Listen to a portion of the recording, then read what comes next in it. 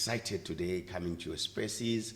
I know I normally love to invade your spaces, but today I've got a very, very good reason. And I'm not by myself, I'm with somebody, and this is an amazing person, and I want to give you a little bit of an intro, the way that I've put it. Then you'll know why I said she's an amazing person. But she's God-fearing, she's a mom, she's a scientist, she's a PhD student, she's a media practitioner. She's many things, and I'm going to let her tell us many, many, many other things about her. Please welcome. Thank you. Awesome. So who are you? I'm Keneilwe Sebola. I am a scientist, mother, and a media practitioner. I love language, I love science, and I love baking. Oh, wow. You're a foodie. Yes, I think the size does say I enjoy food. So you actually bake a lot? I bake a lot and I cook a lot. Oh, wow, wow, wow. So why science?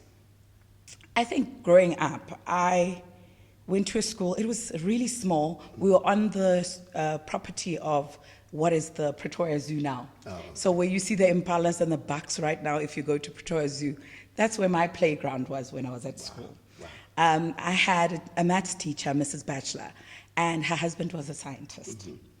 And this man was interesting. Every time he spoke, I sat there and I marveled.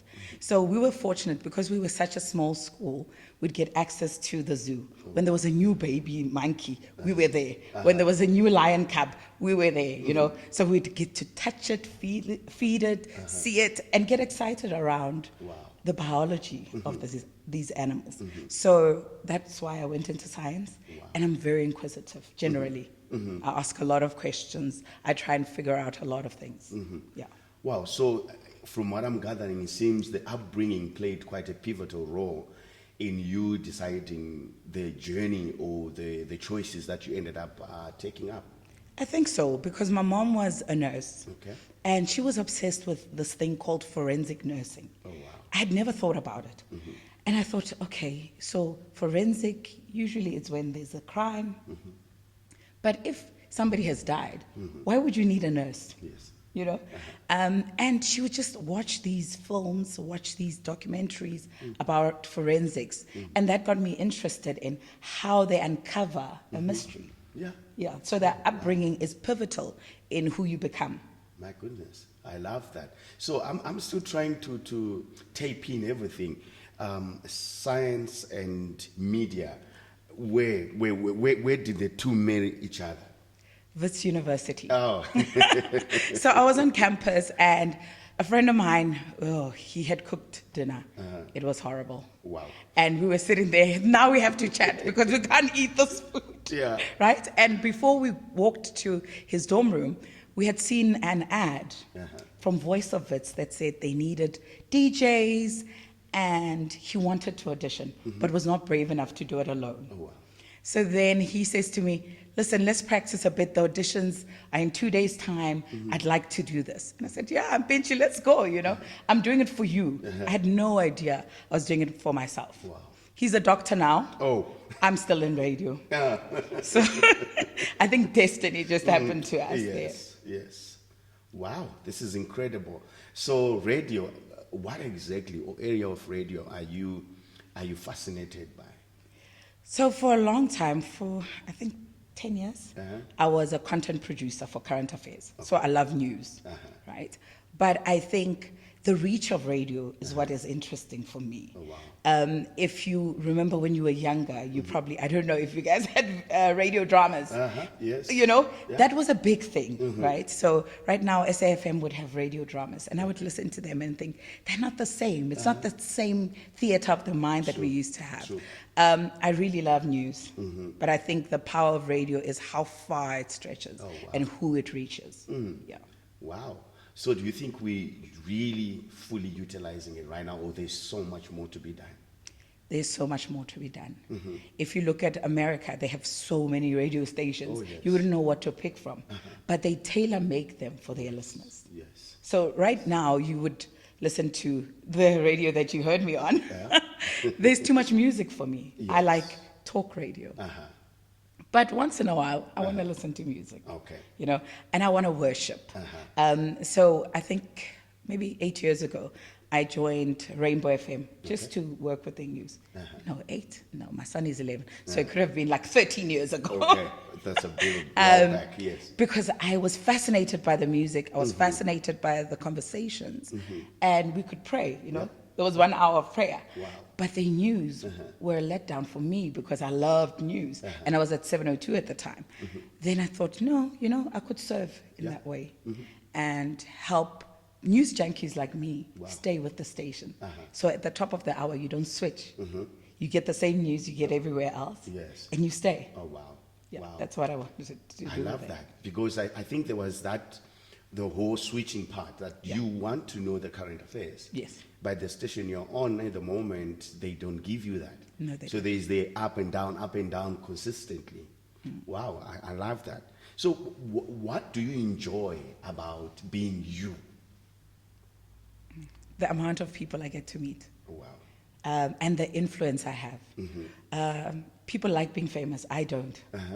I like influence. I think when I became a radio producer, I was quite young.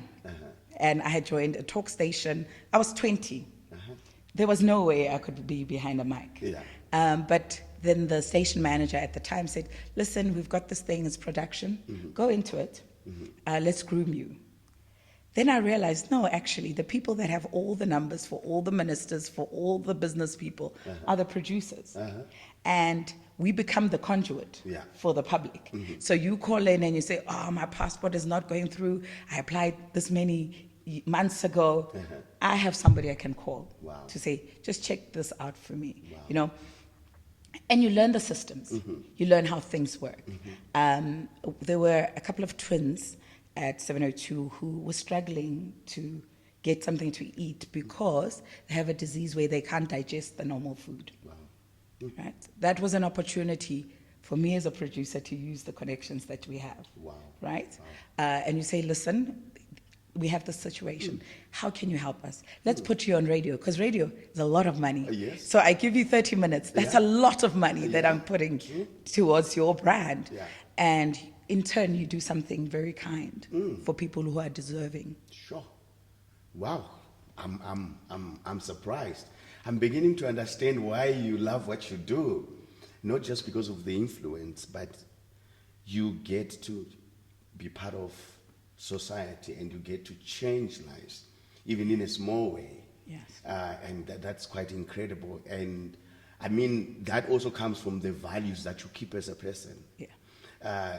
What kind of values a person like you keeps that loves baking, they love talking, they like to change lives, they are loud but not too loud. What kind of values do you keep? I think I got this value from my mom. You are human first before you're anything else. So the fact that I'm a scientist does not matter. The fact that I worked for big stations did not matter. You're human first. You treat every person, big or small, well known or not, with the same respect, same grace, right? And I think that has kept me going. So there's no one small in my world. Everybody gets the same kind of reaction and treatment, whether an intern or the boss. I treat people with the same measure of respect. You are indeed a wow woman. You're going to get me to cry now. I normally don't do that.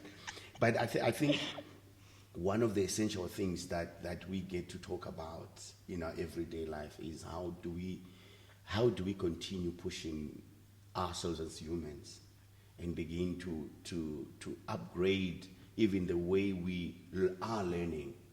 And in terms of where you at, do you think enough has gone in, especially for a girl child, in terms of just giving them the platform to learn and to have opportunities like the ones you're speaking about?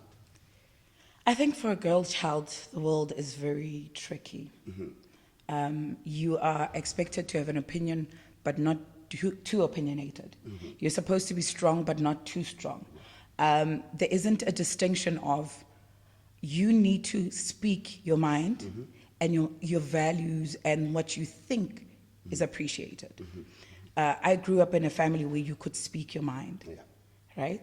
My mom would allow you to speak. Very stern woman, but she would want you to articulate yourself. She would say, nonverbal communication is not allowed in my house. So you can't nod, Yes. or shake your Yeah. head. You have to express it. Yeah. And I thought the world was safe. Wow. When I got into the working space. I thought it was safe. You could say what you think and what you stand for, and people will value it. Wow. They don't. I got victimized for it. Wow. Wow. So I think as much as we give, we are emancipating women at a far faster rate than we are looking after the men. And we've gotten the women to a point where they know what they want, where they're going. They have visions about legacy that women 20 years ago wouldn't think of. Wow. Wow. But we are putting them in the same world That's good. that those women 20 years ago were living in, where a woman's voice must be soft. Yeah. They must walk into a room, look pretty, and look a certain way to be seen as pretty. And then everything else about them doesn't matter. Their brain is not their priority. Wow. So their thoughts, if you look at very successful black women in South Africa particularly, if you look at their hair, it's always a thing for me. They all have dreadlocks or short hair. They all have natural hair, the majority, right? Yeah. And it's because, one, you're very busy, you don't have a chance to do anything else, but I also think that it's a statement for them. Okay. Because they want to have other women that look like them think, this is achievable. Yeah. Even my group of friends, we were very intentional about what we looked like. Up until last year, I had long dreadlocks. Yeah. And it was because I wanted young children to see a woman that looks like their mother, their sister, standing in the water in Harties, and think, it's possible. Yeah. Identity is a big thing for women, and not much of it is spoken about in the world, but in the church we speak about it. We all want to be Proverbs 31 women. We speak about how you need to be kind, to be wise. So you have to be clued up, you have to read, and also be aware of another person and serve other people. Wow. But not enough of that is happening in the world. Wow.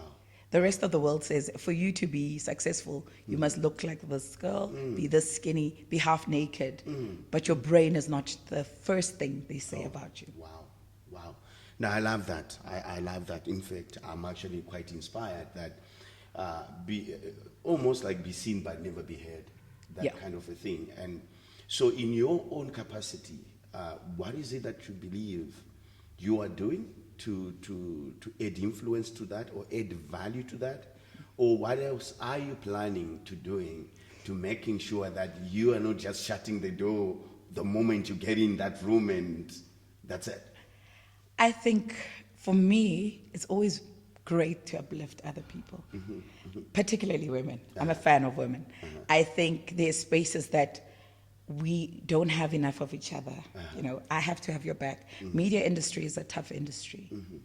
And I think it's filled with women, but we have to show kindness to each other. That's good. There isn't enough of that.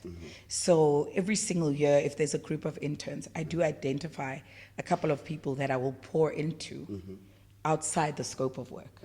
Right, so I will give them my contacts. I will give them how to do it, but I'll also take them to meetings when I go to meetings. That's good. I'll take them to events when I go to events. And there was a lady I met at Power FM, one of my closest friends now. When she came in as an intern, I said, "That's the girl that's going to replace me." Wow. Wow. So I poured into her so that she could replace me, because my journey is not to stop here and stay here, but you need somebody equally as excellent to replace you. And then we tip that scale to say women are incapable, and then you have a series of women that are brilliant at what they do. Wow, this is amazing. And whilst we're talking about that, so where do you draw the line between somebody working hard to achieve something? Because I also feel, I'm not a woman, from where I stand, there is also another chunk of women who now have like an entitlement type of thing to say, I'm not going to stretch myself. I'm not going to try hard. I deserve this, I deserve that. And what would you say to somebody who's having that kind of a mindset? I wish I was like them. I think our parents, the generation of our parents, were mbokotos, very strong women. They did everything themselves. Yeah. I always argue South Africa is a matriarchal state. They just don't know it. Yeah. The women decide which schools you go to. Yeah. They decide where you stay. They, in essence, decide what kind of society we have. And they work themselves to a standstill to provide that kind of society. Yeah. I think we need a little bit of entitlement, but also wisdom in how, when you get the stuff that you're entitled to, how you use it. Like that. I think we're too strong. And post-COVID, the world doesn't need strong women. It needs gentle women. That's true. But without protection and safety, we can't be gentle. Wow, wow, wow. I'm amazed there is to be that control. Yeah. There's a thin line in the middle. There is. 2 inches left or right, you drown. Yeah, because if you are too soft, then people think, push over. Yeah.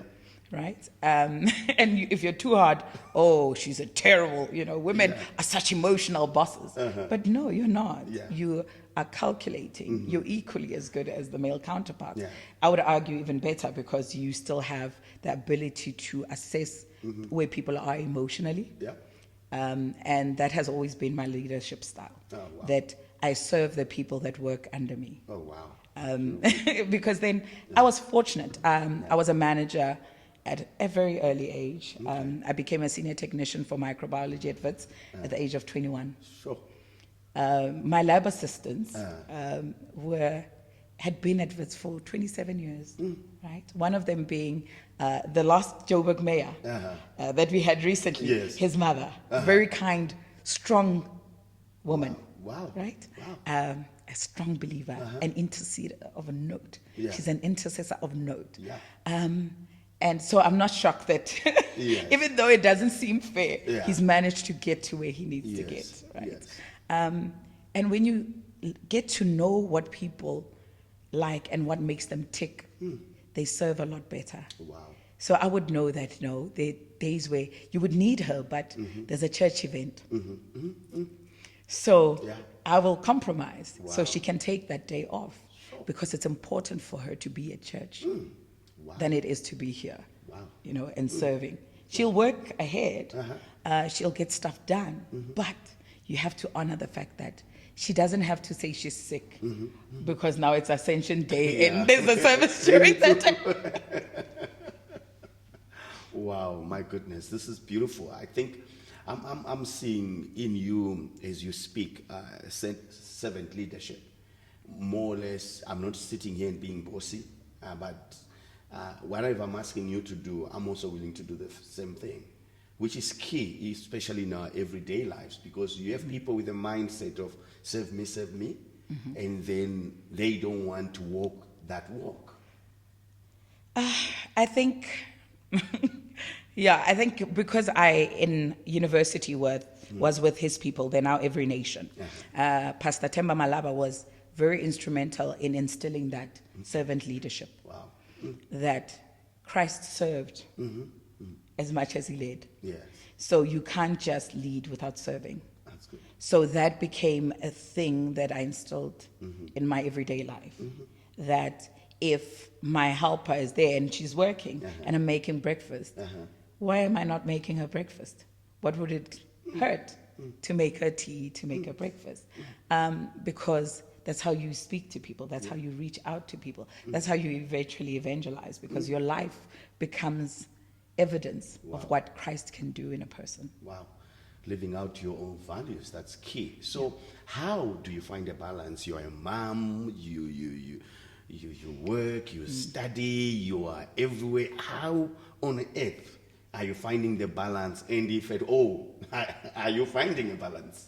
I'm always exhausted. There isn't a balance really now, because my aim is to finish with these studies.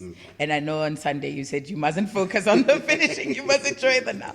But for me, it's been a very long journey, and I just want to be done with it. I just don't want to be seeing it again. But what you said on Sunday about the opportunities that come with me having the doctor in front of my name is a big thing. I hadn't thought about that. I just wanted it out of my way. But I do carve out time, and you have to be intentional with your time. I'm not a good friend at the moment, and I did warn everybody in the beginning of the year, I will be a lousy friend, I will be a lousy sister, because I will not be available. Because my priorities are, I need to finish school. I'm on a freelance contract. So when they call me, I work, you know. So I've had to say, guys, this is January. Happy New Year. Won't be available. You know, I won't be available for the market days that I used to do. Won't be available for teas. But, you know, send me a message. I'll voice note you when I get the chance.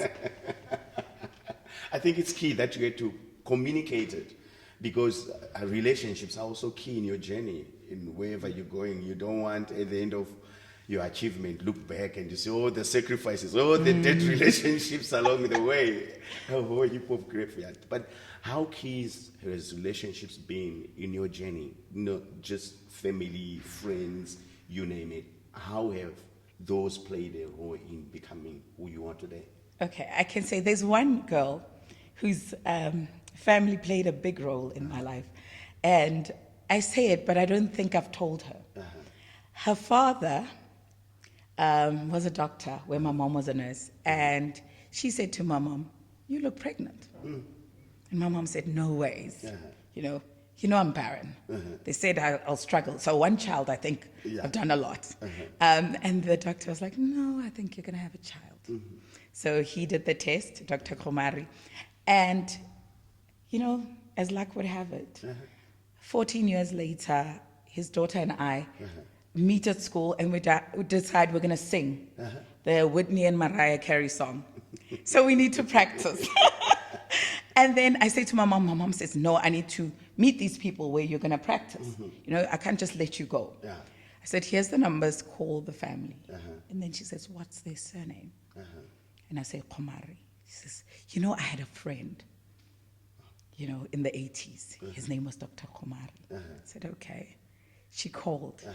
And as soon as she called, he said to her, "Twiggy." That's what he used to call her, because she was a tiny figure. And that kind of reignited their friendship. But also, we went to Wits together and ended up living in the same dorm room. But also, when it came to 702, she was in the line to audition for 702. I had no plans to be on talk radio. I was auditioning for 947 because I wanted to be like the hip kids. And she said to me, "Oh, while you're in between your experiment, stand with me in the queue." So we're standing and we're walking. As we approach the door, she says, "Go in first. I'll wait." Wow. So I go in first. And 2 weeks later, I'm the one with the job. Sure. So I think that relationship that was started in the 80s is the one that propelled me to the career that I have in radio. Wow. But in terms of my personal space, my closest group of friends are all scientists and all Christian women that have had my back. I've been through a lot of stuff. In 2021, I lost the man that I thought I'd spend my life with. And a year later, I lost my mom. So they carried me. And the sister that comes behind me literally became the new mom in my house. The one you could go to if you needed me. And literally, as an older sister, I felt like for once, I had an older sister, but who was like 4 years younger than me. She had everything logistic-wise. She was always present. And I think that has allowed me to do what I can do. And my dad is a big thing for me. My parents got divorced when I was young, but my dad, when I did field work at Harties, was my scribe. So he would write down all the data. Like I'll say 2 centimeters and he'll write it down 5, you know. And at the end of me doing field work, my dad, you could take him, as any other scientist could take him to the site, and he would capture the data and he would ask you, okay, length of the route, okay, you know, how many mind papules are there? And I think that as a girl is a big thing. Knowing that Daddy has you. Yes. Right? Yes. I don't know. I understand that I'm very privileged, that my dad is very hands-on. Wow. That if there is a light bulb in my house that's not working, I'm kind of like, so Daddy, when are you coming to Joburg? Wow. Yeah, Wow. so I think that has helped me become the woman that I am, Wow. but also has sustained me when I've fallen short. Oh, wow. That's incredible. You are indeed an amazing woman. You are inspirational, and truly believe that your journey is only starting. There is, yeah.